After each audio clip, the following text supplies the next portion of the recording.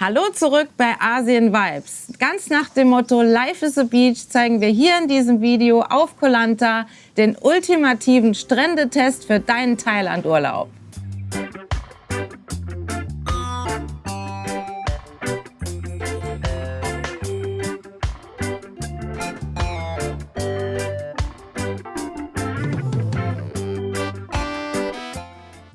Wir zeigen dir alle Strände der Insel im Vergleich. Wir arbeiten uns vom Norden bis in den Süden vor, damit du am Ende weißt, welcher Strand am besten ist. Ja, wir haben 3 Bewertungskriterien. Und zwar ist das einmal Schwimmen im Meer, geht schnell tief rein oder muss man bei Ebbe ewig weit laufen, gibt es viele Steine im Wasser. Dann die Nummer 2, Vibe und Infrastruktur. Ist Party angesagt, Familienurlaub oder eher ruhig?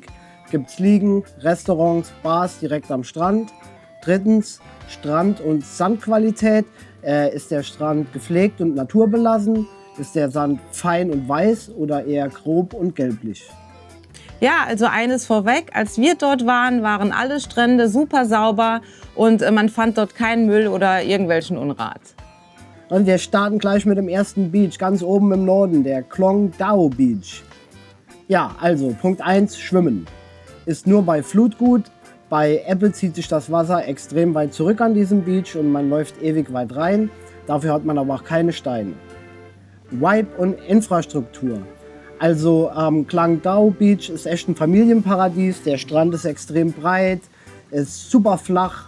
Es gibt viele Ressorts, Restaurants, Minimarts haben wir dort gesehen, Bars, aber der Beach ist trotzdem echt ruhig. Man sieht wirklich sehr viele Familien, kleine Kinder, das ist auch das Gute daran. Wenn Ebbe ist, das Wasser ist wirklich super flach, da können auch die kleinen Kinder schön reingehen. Und Stühle und Sonnenschirme sind auch verfügbar.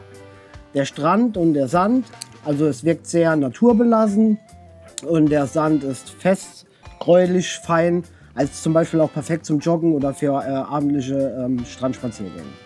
So, der nächste Strand ist der Long Beach und der ist tatsächlich richtig lang. Und dann kommen wir jetzt zum Kriterium Schwimmen. Also das ist ein Top-Strand zum Schwimmen. Man geht ganz schnell tief ins Wasser rein und hat kaum Steine im Wasser und das Wasser ist sehr, sehr klar. Was den Vibe angeht und die Infrastruktur, kann man sagen, dass der Long Beach wirklich der Allrounder ist. Das ist nämlich ein cooler Mix aus jungen Leuten, da gibt es coole Bars und ruhige Abschnitte und auch schöne Pinienbäume, wo man Schatten findet. Und außerdem gibt es keine Ressorts direkt am Strand, was eigentlich auch ganz cool ist so. Und im nördlichen Teil gibt es dennoch viele Liegen, Stühle und Sonnenschirme. Ja, und was den Strand angeht, also als wir dort waren, waren da viele Blätter am Strand, aber das ist ja jetzt kein Problem, es ist ja auch naturbelassen und der Sand ist weich, hellgelb bis weiß.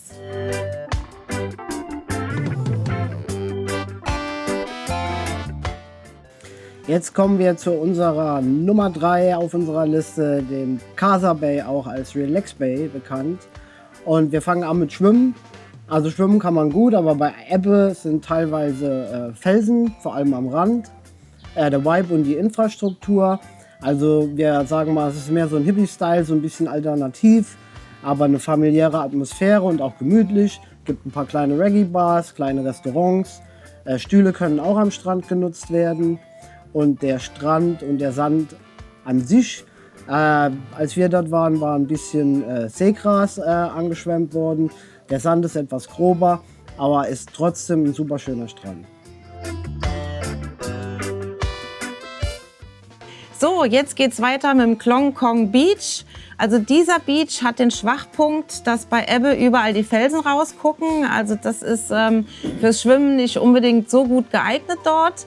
Dafür punktet aber der Strand mit seinem Nachtleben. Also das ist faktisch die Partymeile auf Koh Lanta. Da gibt es die besten Strandbars, da hat man Feuershows und die Unterkünfte sind dort etwas günstiger. Und man kann sich auch Stühle mieten, wenn man was in einem der Restaurants verzehrt, also ist auch kein Problem. Ja, und was den Strand und den Sand angeht, da war viel Seegras, lag da am Ufer, als wir dort waren. Und der Sand ist auch recht grob und mit Muschelresten versetzt, was vielleicht nicht ganz so schön für die Füßchen ist. Nummer 5 auf unserer Liste, der Klong Ninh Beach. Schwimmen, also hervorragend zum Schwimmen. Keine Steine, auch bei Ebbe gut schwimmbar. Wirklich glasklares Wasser, richtig geil blau. Der Vibe und die Infrastruktur. Ist eine sehr entspannte Atmosphäre. Viele Restaurants stellen abends die Tische raus, direkt an die Wasserlinie. Ist quasi ein Dinner on the Beach. Ressorts am Strand mit Liegen. Und der Strand und der Sand ist sehr fein und super hell. Also ein richtig toller Beach. Ja, jetzt kommen wir zur Nummer 6, dem Nui Beach. Und zwar ist dieser Beach am Diamond Cliff Resort. Und das ist ein richtig cooler Aussichtspunkt auf Koh Lanta.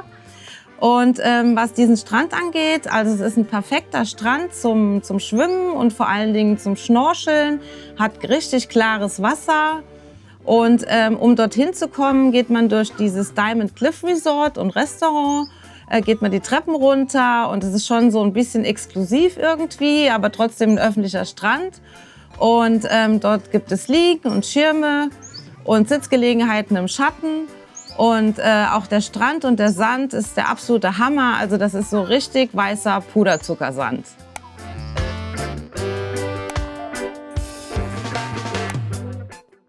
Nummer 7 auf unserer Liste, Kantiang Bay. Schwimmen, super gut. Kann aber bei starkem Wind etwas wellig werden dort in der Bucht. Vibe und Infrastruktur, also im Hintergrund hat man grüne Berge, es liegen dort Boote, es gibt links in der Ecke ein kleines Pier und eher teurere Resorts, sagen wir mal so. Ist ruhig, als wir dort waren, war ein bisschen am Beach eher jüngere Leute, es ist ein bisschen Musik gelaufen, aber uns hat es jetzt nicht so gefallen. Wir fanden es ein bisschen ungemütlich, ja, und stellenweise vielleicht auch sogar ein bisschen runtergekommen, aber der Strand ist auf jeden Fall goldgelb und weich und man kann top schwimmen gehen.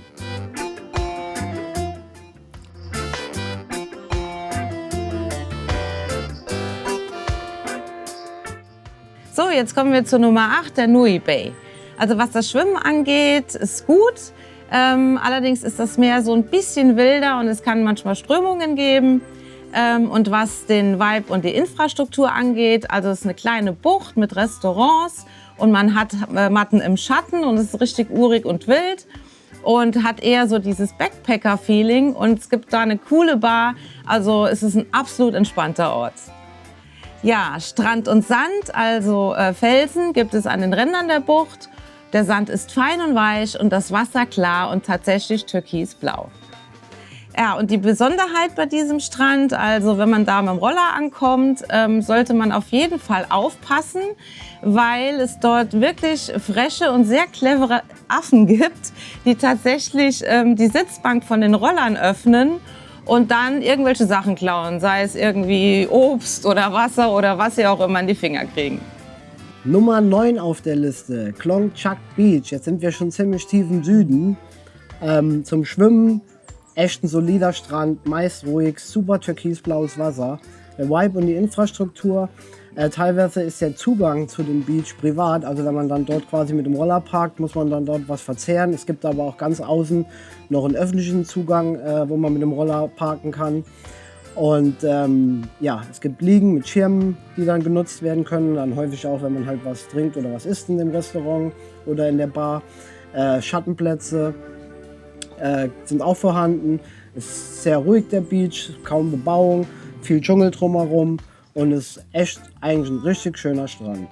Und der Sand ist hell und weich, perfekt zum Baden.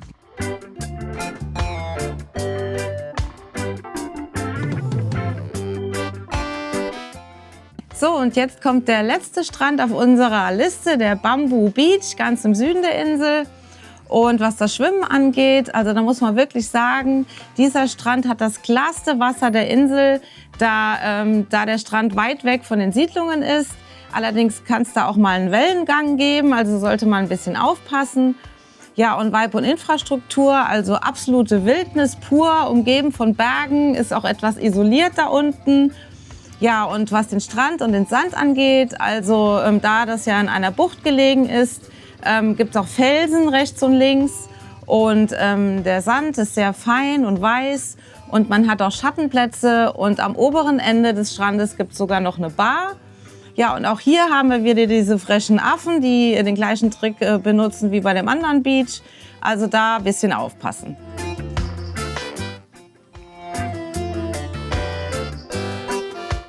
Ja, so, und die Koh Lanta-Kenner werden jetzt sagen, da fehlen doch noch ein paar Strände. Wir haben tatsächlich 2 Strände ausgelassen. Das ist der Beautiful Beach, auch Secret Beach genannt. Der Grund deshalb, weil man dort Eintritt bezahlt und das finden wir nicht okay, ehrlich gesagt, weil es gibt so viele schöne Strände, wo man keinen Eintritt bezahlen muss. Außerdem haben wir gelesen, dass es sich auch nicht wirklich lohnt. Also da würde der Eintritt pro Person 20 Baht betragen und der Roller kostet dann auch noch mal 30 Baht. Und ja, und dann haben wir noch den Muang Koh Lanta Nationalpark. Da gibt es auch noch 2 Strände, das ist der Tha Not Beach und der Rocky Beach. Und das ist die gleiche Nummer, also da wird auch Eintritt verlangt für den Nationalpark. Und der Rocky Beach, der ist sowieso nicht als Strand geeignet, daher haben wir die auch ausgelassen. Und der Nationalpark-Eintritt, der würde 200 Baht betragen. So, unser Fazit zu Koh Lanta. Ja, wir sind zum 2. Mal hier und hier hat sich natürlich auch einiges verändert. Also man muss schon sagen, es gibt jetzt viel mehr in den Ortschaften. Also die sind quasi viel größer geworden, wie wir es noch in Erinnerung hatten. Aber trotzdem, Koh Lanta ist für uns immer noch eine der besten, wenn nicht unsere Lieblingsinsel auf ganz Thailand. Und hier passt wirklich der Spruch, Life is a Beach. So viele tolle Strände wie hier in Koh Lanta. Ja. Ist wirklich unglaublich. Einer schöner wie der andere. Und die Insel, die kannst du auch wunderbar mit dem Roller erkunden. Wenn du jetzt zum Beispiel vom ganzen Norden oben bis zum Bamboo Beach fährst, dauert ca. 40 bis 50 Minuten mit dem Roller. Die Rollerfahrten sind eigentlich auch relativ easy going, aber ich sag's mal so, im Dunkeln oder so, die Straße ist nicht mehr ganz so gut, es gibt viele Schlaglöcher, da sollte man vielleicht schon ein bisschen aufpassen. Wenn du keinen Roller fahren kannst oder willst, es gibt hier auch unendlich viele Tuk-Tuks, die fahren nicht auch überall herum, sage ich mal, aber dann kann es schon schnell teuer werden, also unter 150 Baht pro Strecke geht hier nichts.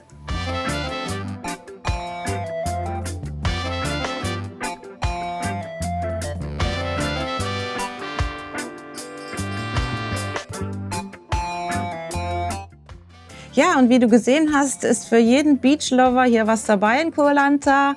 Und wenn du jetzt nicht mobil bist, also beispielsweise keinen Roller fahren kannst oder willst, dann würden wir dir empfehlen, dass du dich am besten am Long Beach irgendwo aufhalten solltest, weil da gibt es halt die beste Infrastruktur.